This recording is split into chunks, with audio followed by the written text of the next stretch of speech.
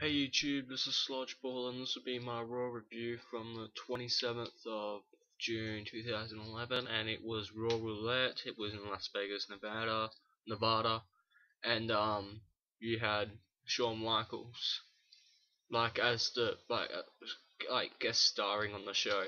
Anyway, you started off with him. He comes out, delivers a promo. He talks about how he misses WWE and how he wanted to come out. Then CM Punk comes out and he starts talking about like winning, or like I've won this, I've won that, and then he's like, this thing with I'm gonna leave as a winner, and he said to Shawn Michaels, you're gonna leave as a loser. Anyway, and then Shawn Michaels delivered Sweet Chin Music to Rotunda, and then he did it to McGillicuddy. Then general manager beeps in and announces CM Punk will be in a match, like a Raw Roulette match. And Booker T is the Raw Roulette man. He spins the wheel, and it lands on a mystery, which means that CM Punk had to verse a mystery opponent, which was Kane. Anyway, the match it didn't end up having a finish, as CM Punk ends up walking out and Kane wins by count out.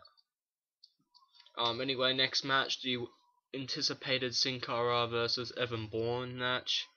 Raw Roulette, all matches were Raw Roulette, and it spun and it was a no count out match. Anyway, I over expected the match. I was expecting people flying from everywhere, and I didn't really get that feeling. They looked like they were grounded too often. Anyway, the ending comes when Evan Bourne goes for airborne, misses, lands on his feet, and then Sin Cara hits the Hurricanrana. 1, 2, 3. Sin Cara wins. I don't know what it is, but every time Sin Cara appears on Raw, he botches his entrance.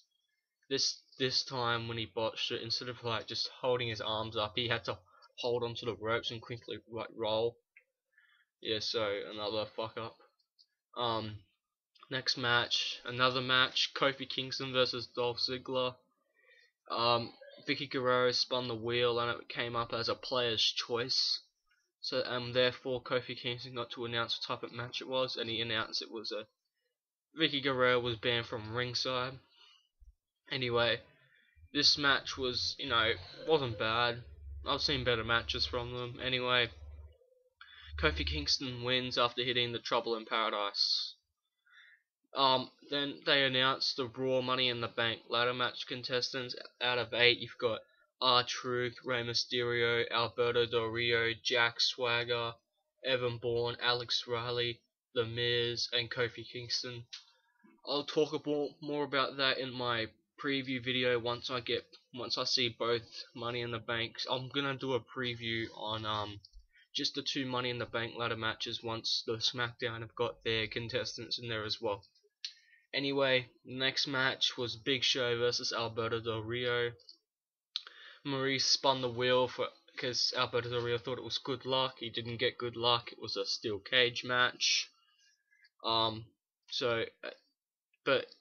Mark Henry ends up coming out and just starts walking around the ring, and then once Big Show gets a bit more offense in, Mark Henry pulls the hinges out of the door and takes the door inside him inside the steel cage, and attacks the Big Show. Therefore, allows Alberto Del Rio to just crawl out the ring and win the match. Then Mark Henry gets the steel cage door, and as Big Show's up against the ropes, against the steel cage, and rams the door into him, and the one part of the steel cage just collapses on him, and all the referee, and then Mark Henry's just he's out of control. I'm suggesting a Mark Henry and Big Show match at Money in the Bank. Anyway, next on with the show, they had a Divas Championship match. I didn't get this. It was Kelly Kelly versus Nikki Bella.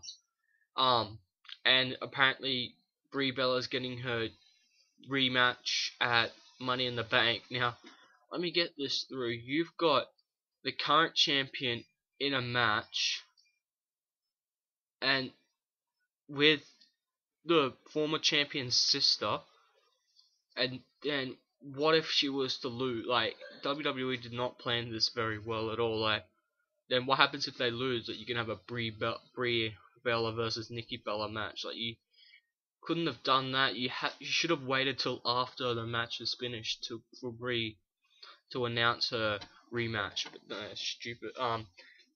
Roulette match, spun the wheel. It was a submission match, which was stupid.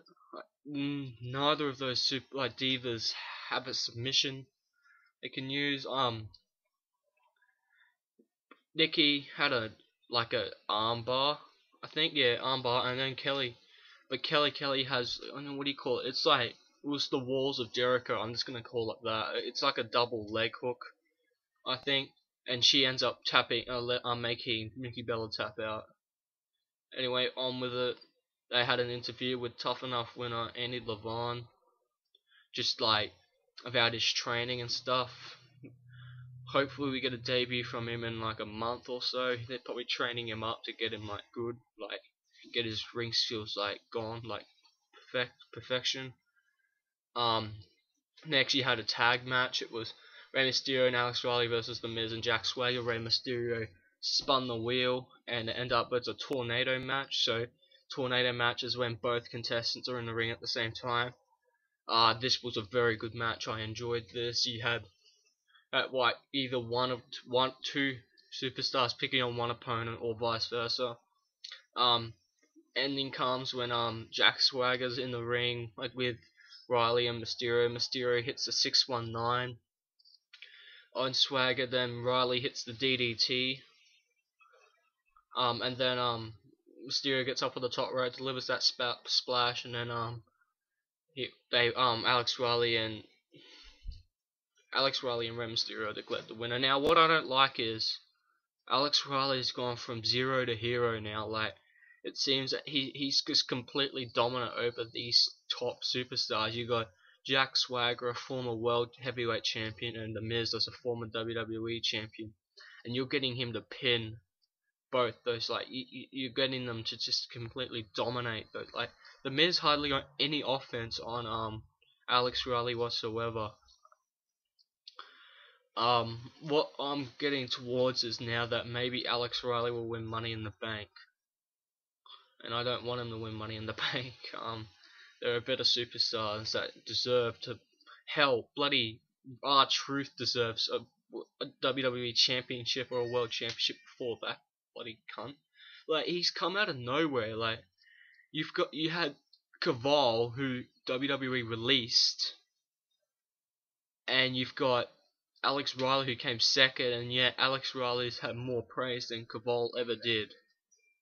And they just released Caval anyway. Like, I don't like how WWE plan out their superstars. Anyway, main event of the night, R-Truth versus John Cena. It was a tables match. I've underlined Cena hit a drop kick. This was very unusual. This is like the third time ever I've seen him hit a drop kick. Anyway, Cena got his minimal 3 moves in, and Andy comes when Cena goes for the attitude adjustment to put R-Truth through a table, but Punk interferes and pushes the table out of the way. Cena goes with the attitude adjustment but misses the table, and Punk interferes, and then R-Truth comes out of nowhere and delivers a spear onto a table that was up against the turnbuckle and puts Cena through the table. Therefore, R-Truth wins. He walks off, and then CM Punk delivers the best promo I have ever heard this year. This was a very good promo. I loved this.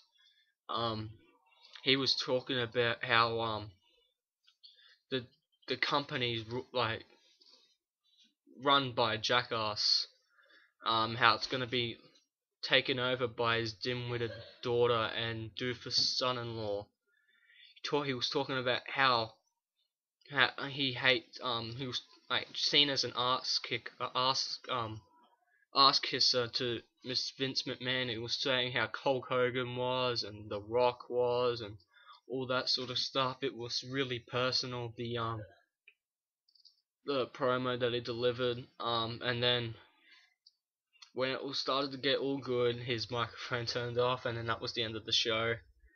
Um, but yeah, that was a very good promo. And what I didn't get was, why the hell did he have a Stone Cold shirt on? Like, they're two different superstars. Like, Stone Cold's that drinking alcoholic in your face like person, and then CM Punk's that straight edge person, no drinking, no smoking, and like yet he had him with a Stone Cold shirt on. I don't get that. Anyway, besides that little thing and the Divas match, and like the Divas match, I went for like 2 minutes anyway. Um, I'd give Raw an 8 out of 10. I love the concept of the Raw Roulette. It was very good. I actually commented on one of their questions, and I said, "Can you have a steel cage match?" And I got my wish, which was fantastic. Probably wasn't just me, but anyway. Comment on how you think Raw Roulette was. Do you think there's a future with Raw Roulette? Subscribe up there. And yeah, see ya.